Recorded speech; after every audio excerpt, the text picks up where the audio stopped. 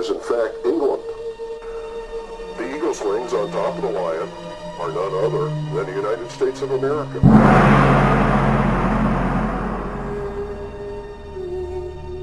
Or the Soviet Union. It's interesting that there were 3 ribs in the bear's mouth, and the ribs themselves tell the bear what to do. The ribs are Marx, Engels, and Lenin. The best example we have is Nazi Germany or national fascism.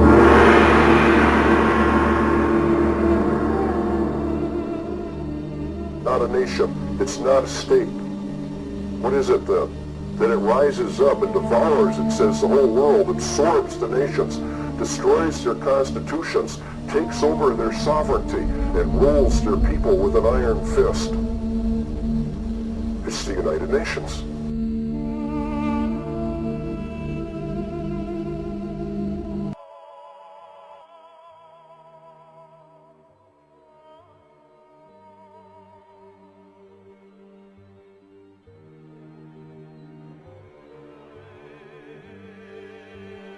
From 1945 and the end of the war through 1989 and the end of the Cold War, we had a worldview.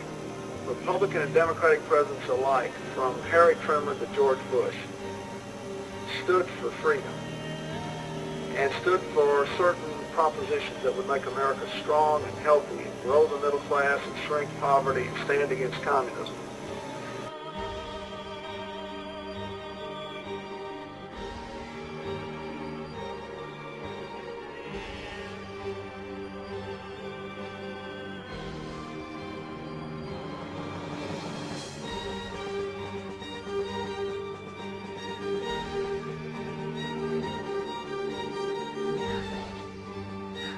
I'm the decider, and I decide what is best.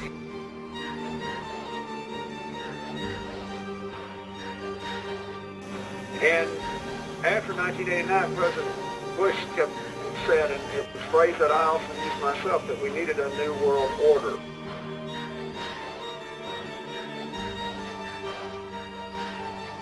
We have before us the opportunity to forge for ourselves and for future generations a new world order.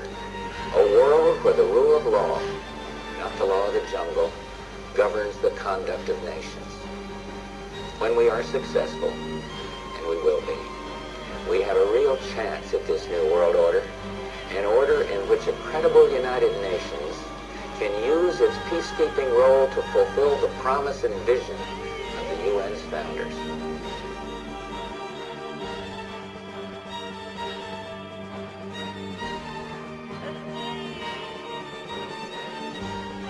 It is too late for Saddam Hussein to remain in power. We will tear down the apparatus of terror, and we will help you to build a new Iraq. This one. Get in there. Let's go. Get the fucking ball! Get out of the fucking ball! Get out of the fucking ball! Bring it in, throw it out! Face fucking front! I used to do that, we're gonna kill us out. Face the fucking front! Get down!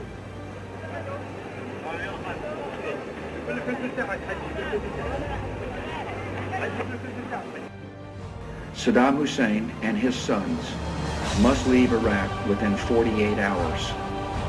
Their refusal to do so will result in military conflict, commenced at a time of our choosing. For their own safety, all foreign nationals, including journalists and inspectors, should leave Iraq immediately. Many Iraqis can hear me tonight in a translated broadcast, and I have a message for them. If we must begin a military campaign, it will be directed against the lawless men who rule your country, and not against you. Your fate will depend on your actions, and it will be no defense to say, I was just following orders. We're dealing with people that are perfectly willing to lie to the world to attempt to further their case. And to the extent people lie, ultimately they are caught lying and they lose their credibility. And one would think it wouldn't take very long for that to happen dealing with people like this. Thank you. Yeah, I'm Gerald Ford. You're not. I'm not a crook. Why am I here? The question is whether we're going to go forward to tomorrow or we're going to go past to the back.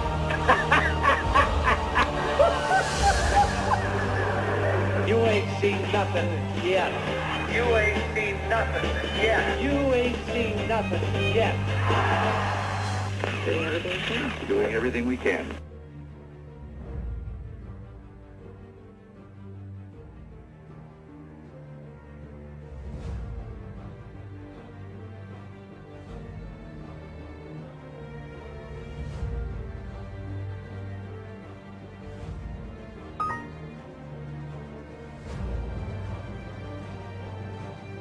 Jesus. Anche second coming of Christ. Tonight on CBS 42 News at 10.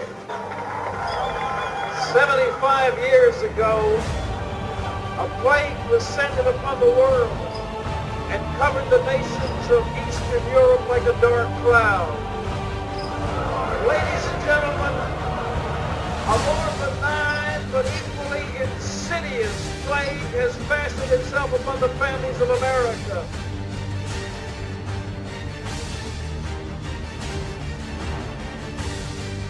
Let us never tolerate outrageous conspiracy theories.